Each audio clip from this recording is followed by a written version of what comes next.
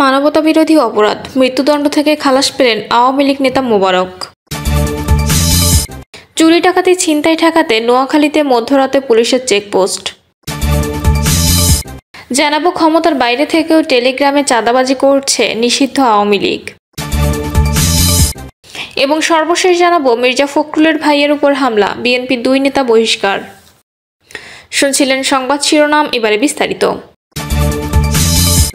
মানবতাবিরোধী অপরাধ, মৃত্যুদণ্ড থেকে খালাস পেলেন আওয়ামী লীগ নেতা মোবারক।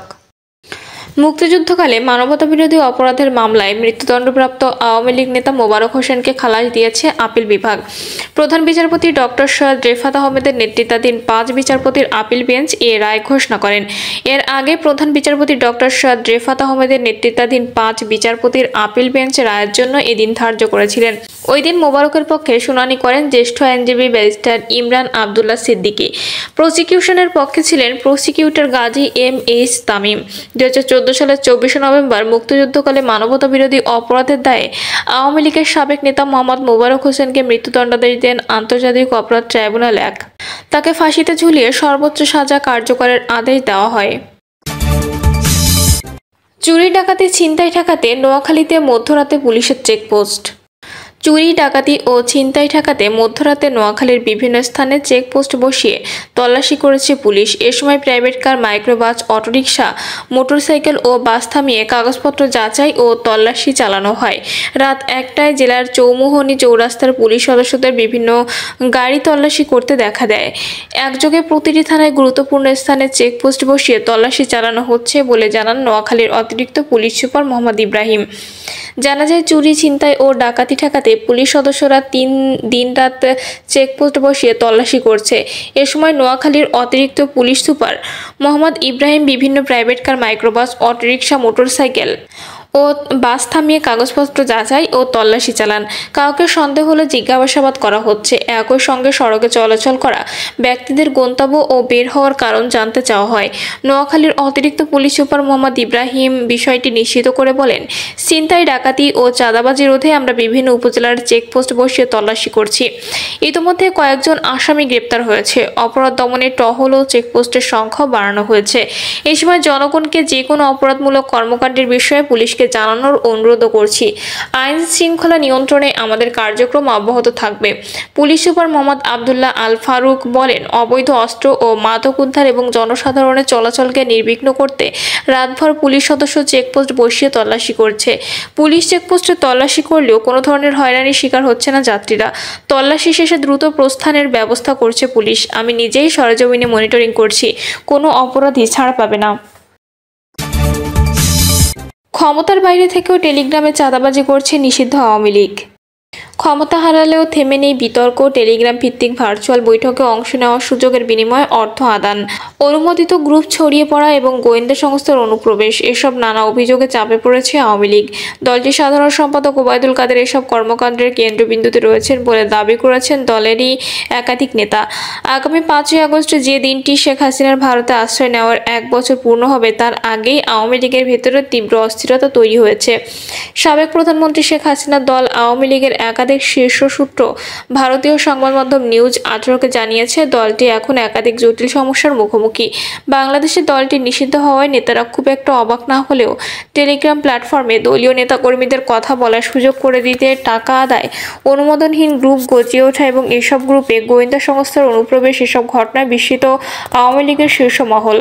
গত 1 বছরে টেলিগ্রাম হয়ে উঠেছে পালিয়ে থাকা শেখ হাসিনা দলের মূল সাংগঠনিক প্ল্যাটফর্ম। কিছু গ্রুপের সদস্য সংখ্যা 20 থেকে 30 হাজারের বেশি। প্রতিদিন রাত 9টার পর থেকে গভীর রাত পর্যন্ত চলা ওই ভার্চুয়াল আড্ডায় অংশ নিচ্ছেন কেন্দ্রীয় নেতা, বর্তমান সাবেক সংসদ সদস্য, জেলা ও উপজেলা পর্যায়ের নেতারা। তবে আওয়ামী লীগের নির্ভরযোগ্য সূত্রগুলো নিউজ 18কে জানিয়েছে, এমনকি যখন শেখ হাসিনা নিজে কোনো টেলিগ্রাম সেশনে উপস্থিত থাকেন, তখনও কে তার সামনে কথা বলবে তা নির্ধারণে অর্থ লেনদেন হয়। এই বিষয়ে সন্দেহের কেন্দ্রে রয়েছেন দলটির সাধারণ সম্পাদক ওবায়দুল কাদের। ওবায়দুল কাদের এখন নিজের রাজনৈতিক কর্মকাণ্ডের মঞ্চ হিসেবে টেলিগ্রামকে বেছে নিয়েছেন। প্রতিদিন একাধিক গ্রুপে নিজে কথা বলার সময়সূচি ঠিক করেন এবং প্রায়ই বলেন ঢাকা ঘেরাও করার ডাক। তবে তার বক্তব্যে সময়সীমা বা বাস্তব পদক্ষেপের নির্দিষ্ট পরিকল্পনার অভাব আছে বলেও অভিযোগ। দলটির এক সিনিয়র নেতার নাম প্রকাশ না করার শর্তে বলেন, ওবায়দুল কাদেরকে এখন কর্মীরা প্রত্যাখ্যান করেছেন। তিনি নিজেকে প্রাসঙ্গিক রাখার জন্য টেলিগ্রামে অসংখ্য গ্রুপ তৈরি করেছেন। এগুলো দলের জন্য নয়, একটি অর্থনৈতিক প্রতারণা চালানোর জন্য। শীর্ষ নেতৃত্ব জানতে পেরেছেন তিনি দলের সিনিয়র নেতা, সংসদ সদস্য ও সাবেক মন্ত্রীদের কাছ থেকে টাকা নিয়েছেন, যাতে তারা শেখ হাসিনার সঙ্গে ভার্চুয়াল বৈঠকে অংশ নিতে পারেন। আওয়ামী লীগ কি ভেতর থেকে দুর্বল হয়ে পড়েছে? আওয়ামী লীগের উচ্চ পর্যায়ের জন্য সবচেয়ে বড় উদ্বেগের কারণ উঠেছে এসব গ্রুপ প্রো ইউনূস ব্যক্তি এবং বাংলাদেশি গোয়েন্দা সংস্থার সদস্যদের অনুপ্রবেশ। দলটি আগে বিএনপি ও জামায়াতপন্থীদের অনুপ্রবেশ নিয়ে সতর্ক ছিল, কিন্তু এবার অভিযোগ উঠেছে নোবেলজয়ী ইউনূসের প্রতি আনুগত্য থাকা গোয়েন্দা কর্মকর্তারা এই গ্রুপে ঢুকে পড়েছে। সূত্র বলছে এসব অনুপ্রবেশকারী টেলিগ্রামের আলোচনা রেকর্ড করে রাখেন এবং পরে তা ব্যবহার করে সংশ্লিষ্ট ব্যক্তিকে শনাক্ত করে গ্রেপ্তার করা হচ্ছে। ইতোমধ্যে কিছু গ্রুপের কথোপকথনের ভিত্তিতে গ্রেপ্তারের ঘটনাও ঘটেছে বলে জানা গেছে। এই সন্দেহে প্রথম কোথা থেকে জাগে? দলের এক শীর্ষস্থানীয় নেতা বলেন, মাঝে মধ্যে কিছু অবমাননাকর মন্তব্য আসছিল, তবে যখন ধানমন্ডি ৩২ নামে একটি শীর্ষ গ্রুপের কেন্দ্রীয় নেতাদের বিরুদ্ধে প্রকাশ্য অসন্তোষ জানানো হতে লাগলো এবং প্রতিরোধ গড়ে তোলার আলোচনা হতে থাকলো, এরপরই দেখা গেল আমাদের নেতাকর্মীরা গ্রেপ্তার হচ্ছেন। তখন আমরা বুঝলাম বিষয়টি শুধু অভ্যন্তরীণ নয়।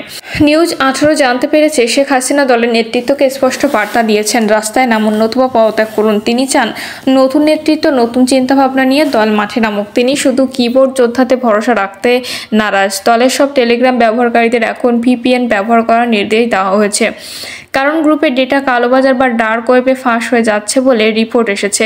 দলের একজন কেন্দ্রীয় নেতা বলেন, 1 বছর হয়ে গেল, আওয়ামী লীগ এখন জনগণের পক্ষে লড়তে চায়। সেজন্য প্রতিটি জেলা ও মহানগরে প্রতিরোধ কমিটি গঠনের সিদ্ধান্ত হয়েছে। এই কমিটি যৌথভাবে বিভাগীয় সংগঠক, যুগ্ম সাধারণ সম্পাদক ও কেন্দ্রীয় কমিটির সদস্যদের নিয়ে গঠিত। আগামী বছর বাংলাদেশে নির্বাচন, এখনও দলটি নিষিদ্ধ, তবে এবার তাদের লক্ষ্য পরবর্তী ধাপের প্রবেশ, মাঠে রাজনীতিতে ইউনূস সরকারের মুখোমুখি হওয়া। মির্জা ফখরুলের ভাইয়ের উপর হামলা, বিএনপির 2 নেতা বহিষ্কার। ঠাকুরগাঁওয়ের বালিয়াডাঙ্গিতে বিএনপি মহাসচিব মির্জা ফখরুল ইসলাম আলমগীরের ভাই মির্জা ফয়সাল আমিনের ওপর হামলা এবং গাড়ি ভাঙচুরের ঘটনায় দলটির 2 নেতাকে বহিষ্কার করা হয়েছে। বহিষ্কৃত হলেন বালিয়াডাঙ্গি উপজেলা বিএনপির সাবেক সভাপতি অ্যাডভোকেট সৈয়দ আলম ও সাবেক সাধারণ সম্পাদক টি.এ. মাহবুবুর রহমান। হামলার শিকার মির্জা ফয়সাল আমিন, জেলা বিএনপির সাধারণ সম্পাদক। প্রেস বিজ্ঞপ্তিতে বলা হয়েছে, গত 12 জুলাই বালিয়াডাঙ্গি উপজেলা বিএনপির কাউন্সিল অধিবেশনে কেন্দ্র করে হানাহানি ও সংঘাতের ঘটনা সংঘটিত হয়। ঠাকুরগাঁও জেলাধীন বালিয়াডাঙ্গি উপজেলা বিএনপির সাবেক ভারপ্রাপ্ত সভাপতি অ্যাডভোকেট মোহাম্মদ সৈয়দ আলম ও সাবেক সাধারণ সম্পাদক পদপ্রার্থী ডক্টর টি.এ. মাহবুবুর রহমান এ ধরনের হিংসাত্মক ও অশোভন আচরণের সঙ্গে জড়িত থাকায় তাদের প্রাথমিক সদস্যসহ সব পর্যায়ের পদ থেকে বহিষ্কার করা হয়েছে। এর আগে গত 12 জুলাই বালিয়াডাঙ্গি উপজেলা বিএনপির সম্মেলনের দিন সমিউদ্দিন স্মৃতি কলেজ মাঠে ফলাফল প্রকাশের পর বাড়িতে ফেরার সময় হামলার শিকার হন বিএনপির মহাসচিব মির্জা ফখরুল ইসলাম আলমগীরের ভাই, জেলা বিএনপির সাধারণ সম্পাদক ও সাবেক মেয়র মির্জা ফয়সাল আমিন। এ সময় তাকে বহন করা গাড়িটিও ভাঙচুর করে দুর্বৃত্তরা। পরদিন 13 জুলাই বিকালে ঠাকুরগাঁও জেলা বিএনপি যুগ্ম সাধারণ সম্পাদক পয়গাম আলী সংবাদ সম্মেলন করে ফলাফল স্থগিত করেন। ওই দিনই জেলা বিএনপি সভা ডেকে এ ঘটনায় জড়িত 2 নেতাকে বহিষ্কারের সুপারিশ কেন্দ্রে পাঠায় জেলা বিএনপি। প্রিয় দর্শক, এই ছিল এখনকার সর্বশেষ সংবাদ। আপডেট সব সংবাদ পেতে চ্যানেলটি সাবস্ক্রাইব করে বেল আইকনটি ক্লিক করে রাখুন।